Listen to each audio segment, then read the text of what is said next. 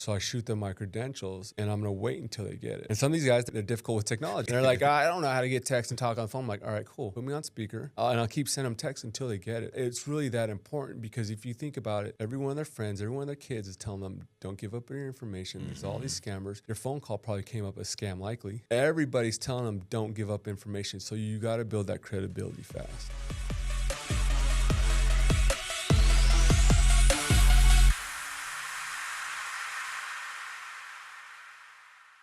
So you were in the service 18 years? 18 years, yeah. So I could have used your help like 10 years ago, bro, because up here, we have the sub base. So we deal with a lot of retired Navy folks, right?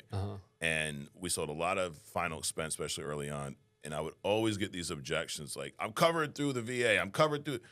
And at first, I didn't know what to do with these. And then after doing some research, talking to some of my friends who are in the military, I'm like, wait a minute, you're not covered unless you. So instead of me going through it, you, Klint, talk to me about, because I'm sure you get these objections at times, right? Like, you were in the service, so you're familiar with what they have. Like, so when the average client goes, hey, dude, I'm covered through the VA, what do you say? Oh, so, hey, is it when you say you're covered, is it through like the VA's going to cover your final arrangements? Are you paying anything? They're like, no, the VA's got me taken care of.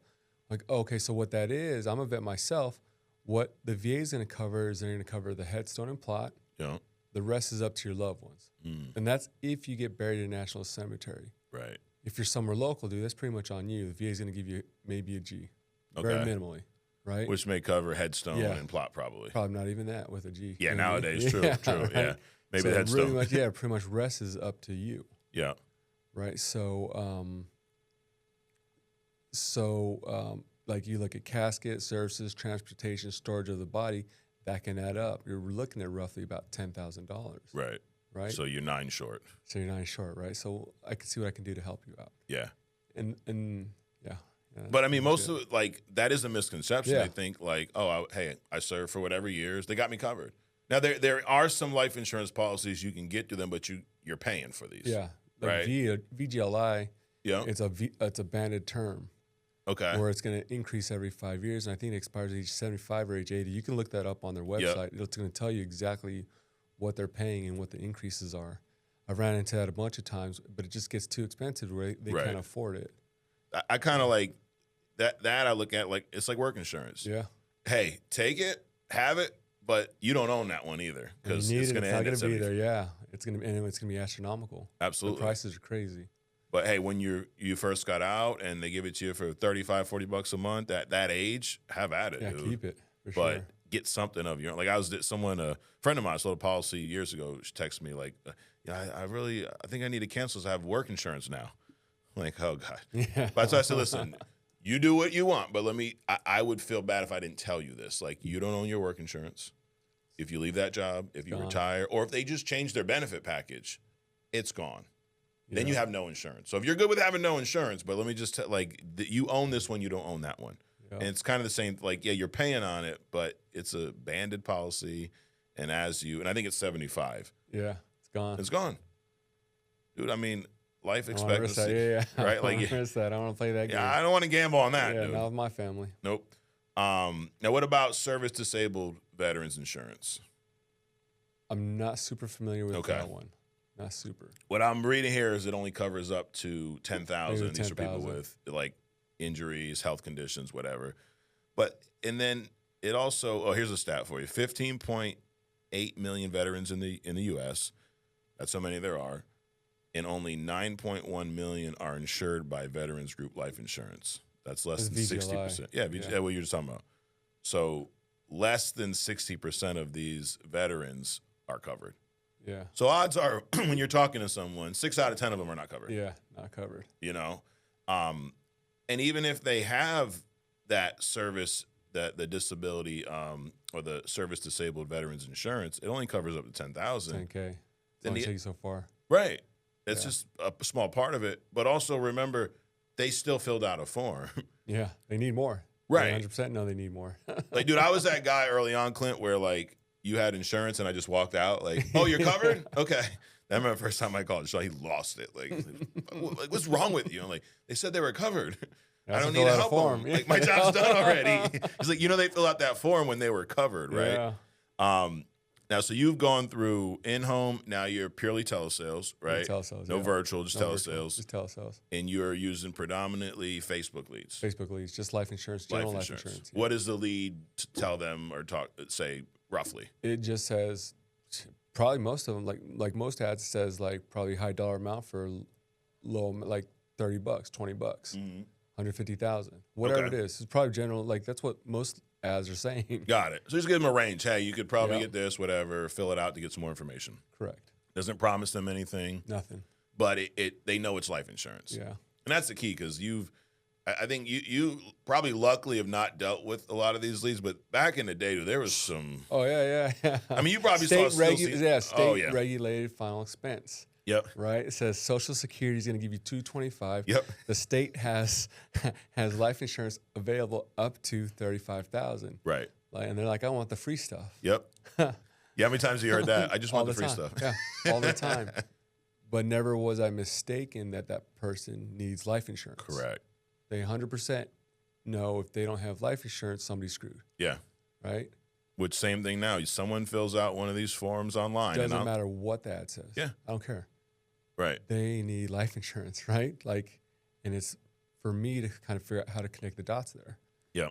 Which I want to go through. But first, talk to me about your script. We don't have to go through it word for word, but some of the important things, because the agent being in control of the appointment is one of the most important things, right? 100%, yeah. I used to say when we were in home, it's their house, but it's my appointment.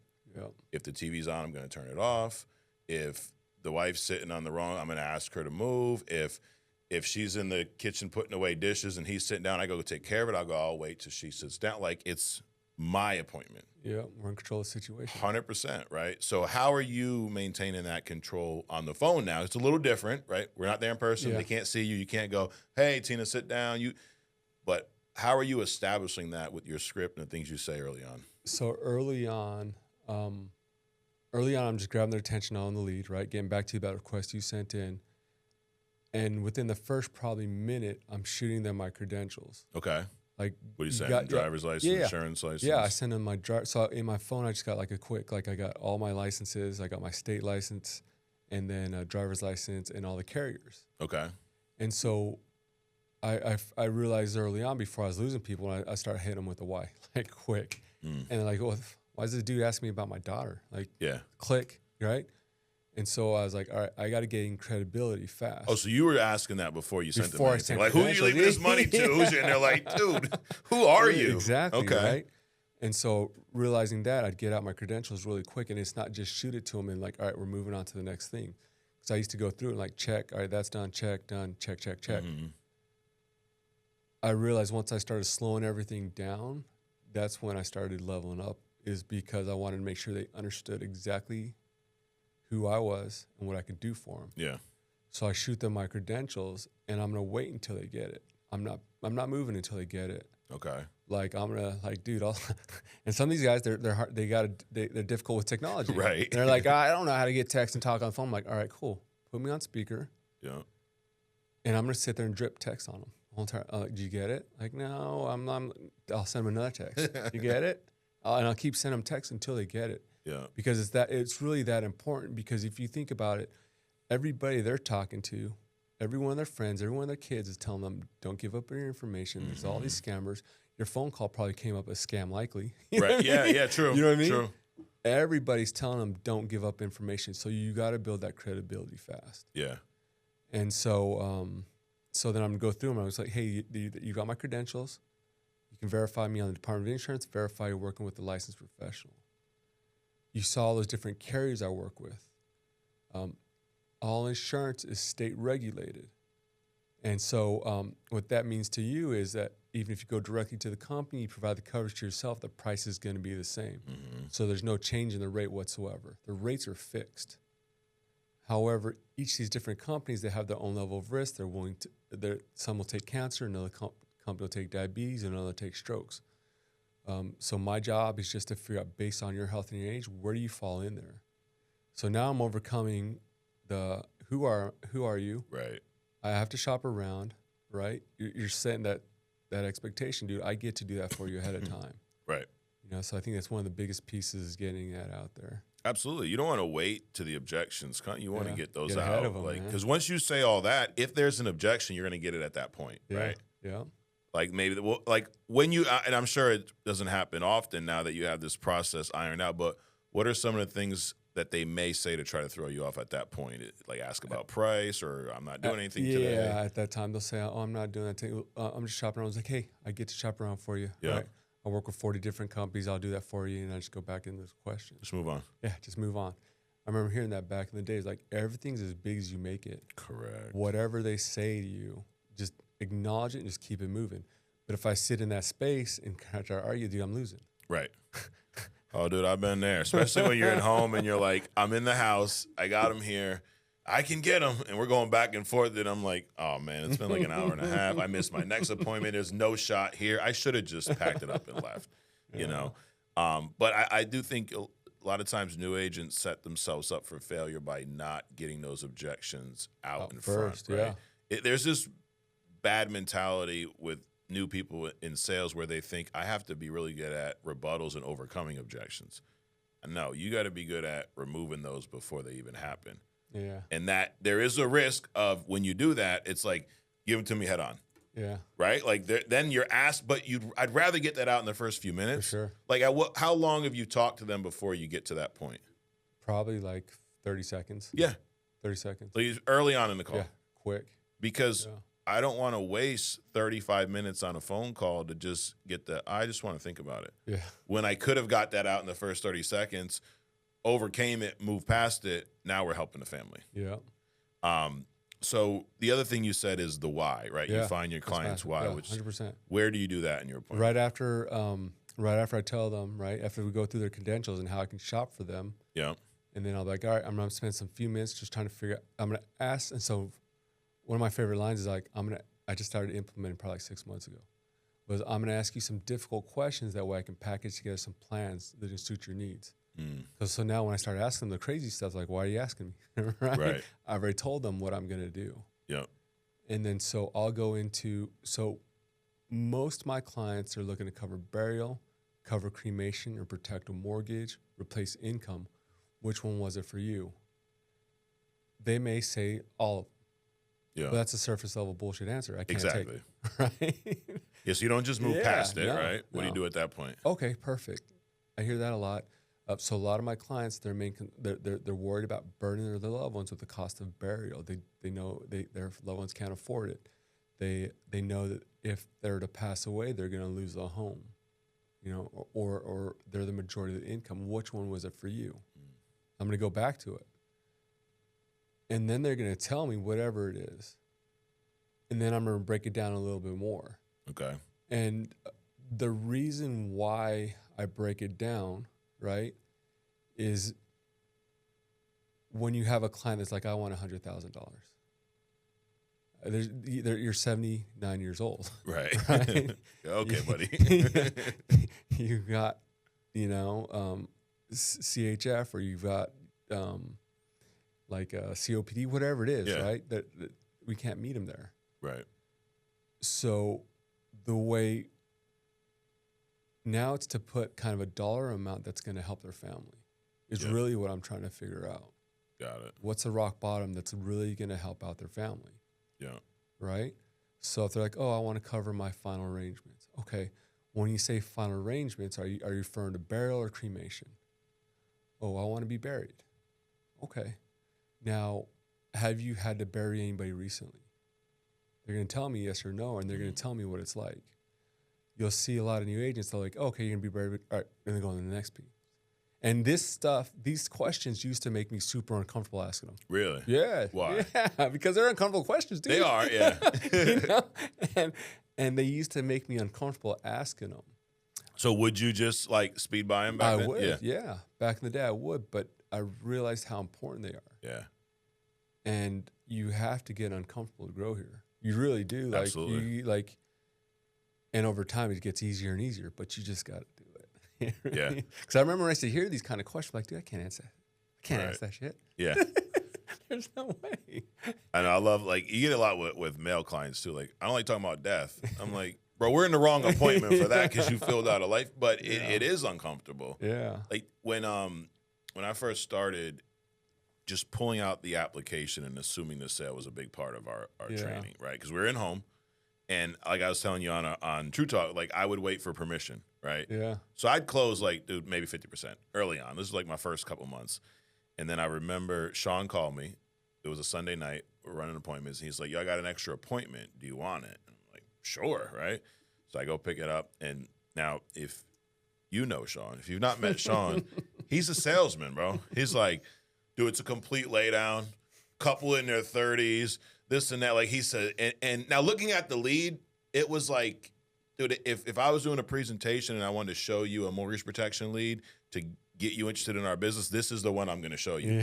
35-year-old husband, wife, non-smokers, $250,000 mortgage, like brand new loan. Like, dude, they're both working. Like, this is perfect. Newborn baby. Like, this is your ideal. If I'm making a movie about selling life insurance, this is my lead, right? So he gives it to me. I get to the house, Clint, knock on the door. Now, prior to this appointment, I never just pulled the application. I'd wait for some, and you know, your clients will give you some type of indication, right? Yeah. I would wait for like the, oh yeah, how do we get this? Or what do we need to do next type shit, right? Which I was closing about half. And you know, Clint, if you close only half of your appointments, you're probably not gonna be making money. That fair to say? Like, so I walk in the door, the first thing she says to me, bro, is just like I said on the phone, we're not doing anything tonight. I'm like, oh my God, this guy told me that it was a lay down. I'm like, all right. So we sit down, and she had just put the baby to bed. So we're at a dining room table. They're each on one side of me. Everything's going the way it's supposed to go. And I write the numbers down. I slide the numbers in front of them, and then I just sit there. And they're like, okay, do you have a card? Like, no. So, like I said, we're just going to apply today. And so anyways, what's your middle initial? I said to the husband, I'm like, I just got to do it. I pull it up. Dude, I'm thinking like my head is steaming. I'm like, but I knew this, bro. If I didn't do what I was supposed to do in this appointment, Sean ain't going to give me no other appointment, bro. So I reach in my bag, dude, because we had paper apps back then. I pull it out. I'm like, I go, so what's your middle initial? He gives it to me. I write it down. Assumptive. And then, and then he looks at her. She's like, what are we doing? He's like, I don't know. I think we're applying. Just go with it. I'm like, yeah. And then I'm like, then it switches. I'm like, this ain't that bad. And I go, listen, if it comes back just like this, is there any reason you wouldn't want this? They're like, well, no. We just want to think about it. I'm like, well, that's fine. The company's going to think about it. You're going to think about it. Then I'm going to come back out. We're going to go over this. Dude, I wrote them both up. Policy's just still on the books to this day. Yeah, assumptive. Just being But assumptive. it was assumptive. Yeah. But like 100%. You said, like, we make it a big deal. It's as big a deal as you're going to make it. Oh, yeah. You know? So now that you've been doing this a lot, it's not uncomfortable anymore. Not at all. Right? Yeah. How uncomfortable was it when you first started doing telesales? Oh, super. Yeah. Well, no. The telesales, I'd already built that muscle already. Okay. Oh, but when you were in home. Yeah, in the home. Yeah, in the home. Right? What do you think was one of the most uncomfortable parts about the in-home for you early on? Definitely the why. The why. For sure. Yeah. Yeah, definitely the why. Right? Because those are very probing questions. Right. You're getting into the personal space, like deep into the personal space. You know what I mean? But that's what makes or breaks the deal. 100%. Yeah. Because is this a fair statement? In America, it's the only country I've lived in, it's the only one I can speak on. We tend to make emotional decisions before logical decisions. Oh, for sure. Right? Yeah. If we were more logical, there wouldn't be so much credit card debt, right? Yeah, it's for like sure. It ain't logical to buy a TV at 30% interest rate and pay on it for.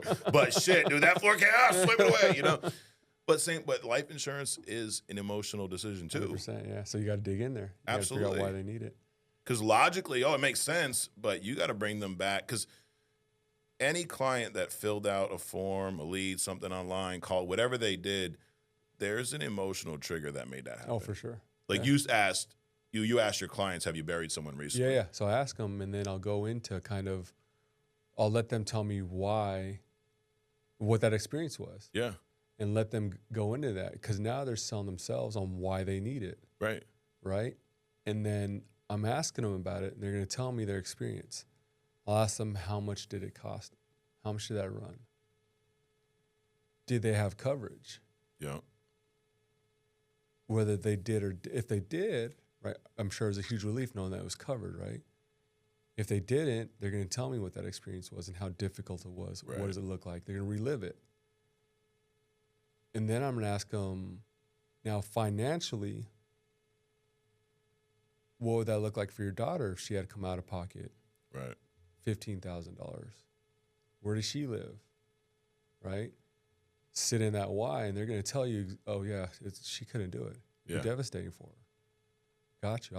I can help you out. Right. Right now, I'm letting them know. Got you. We'll take care of you. We'll figure out what we could do for you. If they're going to tell me about their mortgage, I'll just kind of figure out what does that look like for them. Yeah. Right. And these are all things, Klint, that it's gone through their head already. You're bringing them back to them. Yeah. It's not for the first time. Yeah. Maybe they didn't think about it at that depth, but there's a reason you're on the phone with them. Oh, for sure. Yeah. They initiated that contact. Yeah. Like that's something that when we used to train phone script back in the day, it was like, understand that they initiated contact with you. One of my favorite trainings that, I think this is on Sean's YouTube, Psychology of the Sale. Oh, yeah. Where he talks just about like who our clients are. Clients are middle American people, lower income people that either have no insurance or the bare minimum. And if they don't have a policy and die, their families are screwed. Yeah, screwed. And they initiated contact with us. We sent them a mailer. We sent them something on whatever it was. But we talked about earlier, so many people that don't fill them out. Yeah. These are the clients that said, yo, I need some help. Because you can get insurance on your own, right? Yeah. But we're dealing with the people that don't know how to get it on their own, which is why you got to be assumptive. Yeah, for sure. That's huge. And that why you talk about like digging deep. It's so big. I used to be in construction. So we used to build a lot of decks, right? Especially up here in New England, it's a pain in the ass because you start digging, there's a rock, but when you're building a deck, you got to put posts in the ground. They have to go so deep. If they're shallow, what's going to happen to that deck the first time it rains? It's coming down. It's coming down. Yeah. What does that have to do with this? Everything. It's the same thing with your clients. If you're asking a bunch of surface level questions, just popping down 6 inches and moving on, dude, you could ask 20 of them, but guess what? Your appointment's going to fall apart. Oh, for sure. Right? Because you're never getting to any substance. Nothing. Like you said, you just want to protect, your mortgage or your cremation, whatever, and they go, yeah. And then you move on. No, but which one was it? Yeah. Oh, the mortgage. Okay, but why? What happens if you don't have this? What happens? Who would be the beneficiary? Oh, my sister. Okay. What can your sister cover this if you no? Yeah. Where do they live at? Where do they live? What do they do? Right? Yeah. Like you maybe can ask them 3 things, but if you dig deep enough, then you're getting to the core, the real reason why you're there, the real why versus just being surface level. And then you're going to overcome the person that wants $100,000. Right. Right. Like, dude, this is still going to help out absolutely your kids a ton. Yeah. How much of that do you do where someone goes, I want $200K, and you're like, dude, you're 75. That's probably like 75% of our phone calls. Really? Yeah, like good 50, at least 50% easy, right?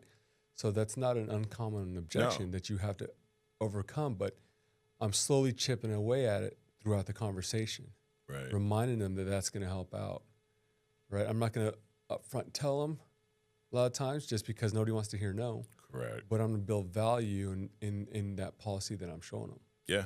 You know what I mean? It's not what you're saying, it's how you're saying it, Yeah. right? Like if right off the bat you go, listen, like I want $300,000 and I'm 65 and I smoke and I have these health conditions, I'm not gonna go, well, you can't get that. Yeah. No, let's talk about why you want that much. Yeah. How much is your mortgage payment? When you pass, what's going to happen with this? Are your kids going to move in? Are they going to sell it? Do they need to pay off the whole thing? Do they need to just keep it in, keep the mortgage covered for a few months? Like let's go through all that. Yeah, because what does it look like right now as it stands? Right? Yeah. Walk me through that. Right. Oh, they're going to sell. Well, they can't afford them. What do you mean they're going to sell? Because this isn't theirs to sell anymore. Correct. Right? They can't even afford the mortgage. Right. So we got to give some time to adjust. Yeah, you can't have the house go into foreclosure and let your kids sell. It's it's not how it works. No, but you wouldn't know that if you didn't dig into the questions, right? And it is uncomfortable, right? You just met this person, and even especially now, like it's over the phone, and you're like, "Hey, what do your kids do? How much money do they make?" Pretty much, within a few minutes. Yeah. But how important is how you say it and how you ask? Oh, very important. Yeah, I got it. Yeah. I'm like, do you sound like a cop, dude? Stop asking him like that. Right. Yeah. Was that something that you you had down right off the bat, No, or did you not have at to all. work at Yeah, that? definitely. Yeah, all this is a lot of Yeah. work. Oh, absolutely. But I mean, other people work on, struggle Yeah. with different things, right? Yeah, But yeah. was the overall tone, was that something you had to? Yeah, tone, trying to not sound like a cop, Yeah. and really. I mean, 18 years in the military will kind of do that, right? Yeah, for sure. Yeah. For sure. You're like, You gotta we're at come roll from- call again. We're at boot camp. Yes, sir. Like, no, dude, relax. Well, I guess if you had to describe your tone or the perfect tone for an appointment. For me, it's just monotone. Monotone. Yeah, Yeah. very level. So even when they say something nuts, like Yeah. I'm still monotone. And that probably up until a year ago, I used to get riled up, flustered, dude. You know what I mean? Really? Yeah, and then I'd start coming off. You Yeah. know, a Yeah, little what bit happens abrasive. then? Yeah, nothing. Nothing. We're Yeah. done. Or Nope. we're done. Right. Right. So we're all losing then. Yep. So I got to maintain control, and that's the beauty of the Zoom rooms, man. Yeah. Is how a buddy called me out like, dude, you sound like a dick, dude. Oh, from the Zoom room. Yeah, from the Zoom rooms, dude. So not only am I coaching, dude, I learn a ton of stuff Absolutely. in there, man. I'm learning all day long, dude. A lot of the lines that I got, dude, I stole from new agents. Yeah. You know? So even in those Zoom rooms, dude, I'm constantly learning stuff too. Right. Yeah, dude. That's the thing. The business changes so much, especially now. It changes so much quicker too. Mm-hmm. Yeah. Like I lived through from paper apps to e-apps, and that was like a big. Oh my god! Now it's like electronic signatures, text signatures, voice signatures. Yeah. You're getting paid the next day. Like we would get paid a week or two later sometimes. Like it was, but the business changes so fast. So much fast, dude. So much faster now. That's why being in those rooms are so Oh, important. they're massive, dude. Like, they're massive. Yeah. Like, there's nothing else like it, to where you can get coached in the learning curve, dude. Like it took me like years to figure this out. All you guys that are coming on, dude, do you understand how fast you're gonna learn this if you're willing to put yourself out there and get coached, dude? Yeah. And really do it, dude. Like people don't like to get people on the phone, or like a lot of people I hear, they won't come off mute till they've got somebody engaged. I'm like, dude, do you know how many people you've lost Right. in the first 30 seconds? And I know you feel like it's not, but dude, like every pause counts there. Absolutely. Like it's nuts, dude. Yeah. But if you can learn just to stay off mute, we could help you level up so much faster. Absolutely. Like it's crazy, dude. Like Yeah. You gotta be vulnerable. Yeah. You're right. You gotta be open, vulnerable, and willing to get critiqued. Yeah. But the good thing is you're not gonna be critiqued by someone that doesn't know what they're doing. Yeah. Right? Yeah, Like yeah. the people that are in these rooms coach, and also you can watch them do it. Yeah. Right. It's not like, oh, hey, I'm really good, Clint. Let me tell you why. No, hey, watch what I do. Yeah. Let me help you. Yeah. I mean, that's huge. Yeah. And all you got to do is replicate it. Right. You know, everybody, like, there's probably like in these rooms, there's like probably like 5 to 8 people that are doing over 400K annually. That's crazy. So you may not like my style, but you may like somebody else's style. That's a good point, because I think some of the best producers have just taken bits and pieces from several everybody. people, right? Like when I started, it wasn't this company. We had a smaller group. I was recruited directly by Sean. So in the beginning, Clint, I tried to do everything he was doing. Mm-hmm. Now you've met Sean. People say we talk alike, but we're different personalities. Mm-hmm. So everything he does ain't gonna work for me. Yeah. But then I started like getting to some other training. Go, all right, well, I like how Sean does this, but I like how Andrew does this, and I like how this guy does that. So I'm going to take all of these different things and create my pitch, whatever you want to call it, right? Yeah. Have you done that? Yeah, pretty much. Yeah. Yeah, just a stitch of everybody else's stuff, man. Yeah. Nothing. I'm not original, dude. No. You don't need to be in this business. Same rocket science, man. Hell no. We're not trying to reinvent the wheel, bro. We're just trying to keep the wheels turning. That's all. That's it, man. That's it. Last thing, getting uncomfortable. That is like, it just goes back to a lot of the things we said. It's a simple concept, but it's not easy. It's not. And I kind of like what I said about learning earlier. The older you get, the harder it is. Oh, for sure. Dude, at 20, you're like, whatever, get comfortable, who cares? But at 40, 45, it's like, Yeah, real uncomfortable. But absolutely. Early on, did you fight it? for sure. Yeah. Yeah, for sure, dude. What made you the most uncomfortable early on? The most uncomfortable is really like social media, I guess. Okay. Yeah, for sure. Yeah. I guess I just didn't want to put it out there. Right. Yeah. And then when you started to, how'd that feel? Oh, it's a game changer. Yeah. Yeah. It's like, holy shit, dude. I've been putting this off for way too long. Right. But the cool thing is, it doesn't, like, as long as you don't quit, dude, like, Absolutely. just keep going, man. You're going to keep learning, keep going. That's it, dude. And I think what, like you said about social media, so you fought it for so long. For so long. The more you fight it, the bigger it seems, right? Yeah, like, bigger it gets, I'm not doing that. That's crazy. Then it becomes like, no, never, never. And what was it, before I ask my question, what was it that finally got you to go, you know what, screw it, I'm going to start doing some shit? It's just being fed up, dude. Yeah. Like where I was at, dude. Like, I should definitely have a much bigger agency. Right. And it's stunted my growth. And I'm like, where were you recruiting before you got on social media? it was just ads. Yeah. Yeah. Working ads and stuff like that. Yeah. And then it was just, I just get a mix of people. But now we're kind of focused on a certain niche of people that we can kind of work, right? Yeah. And they're coming through a lot faster now. Yeah. And I'm more selective on who I work with. Good. Right? And just picking and choosing, and everybody's just not a good fit. No. Yeah, and just finding out who do I really want to work with, and find the dudes that are just solid, dude. I'm not looking at people to work with people that are like me, not just anybody. Yeah. Like people are. That's one of the big, like you mentioned network marketing, right? Your dad did a lot of network marketing. Yeah, I hated it. That concept's different. It's just throw a bunch of shit against the wall, see what sticks, right? Yeah, that's the hardest part about it. Yeah. From my childhood. It's like that whole, like, can you fog a mirror type is the test. And I think that's one of the biggest differences between our recruiting model and network marketing is it is what you said. Dude. You're building a business. Yeah. You know, they're not employees, but you are interviewing, qualifying, and selecting. Yeah. And if it's not a good fit, it's not a good fit. Yeah, and I'm not scared to say that either. No. Right? Before we were just hiring everybody. Right. Which that don't work. No. But back to the uncomfortable. So you were uncomfortable with social media, then you started doing it. But I love what you said. You're like, once you did it, it was like, why did I wait so long? Yeah. Like it wasn't as bad as you thought it was going to be. It's everything we tell ourselves. Yeah. Our mindset, dude. Right. It is. It really is, man. You were talking yourself out of it for years, but it makes it seem worse. Yeah.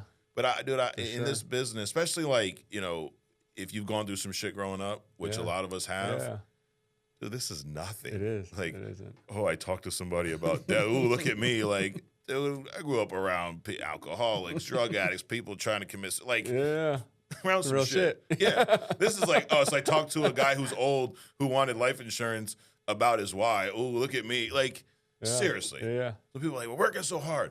I love Sean. He always puts that in perspective. He's like, do you remember when you used to roof and like do construction and 100-hour days at the fiberglass in your skin and just you're up there, you know, slipping off the roof because it's not quite a pitch you can walk, but you're not trying to put stage in that. Yeah, I remember that. Yeah. Here, like you're at your house or an office, you pick up the phone and talk to people who are interested in life insurance. Yeah. You find a plan that works. You cover them and get paid. Like, all right.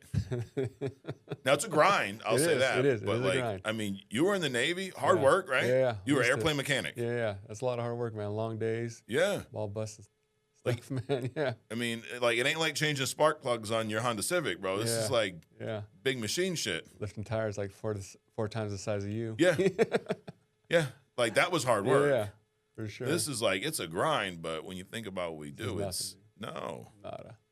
And what you're doing for people, Yeah. it's so impactful. Oh, very. I love it. Like these people that we're helping, like they may seem standoffish up front, dude, but once we get them helped out, dude, they love it. Absolutely. They're so grateful and thankful that we were able to help them out. Some of them think they can't get coverage. Right.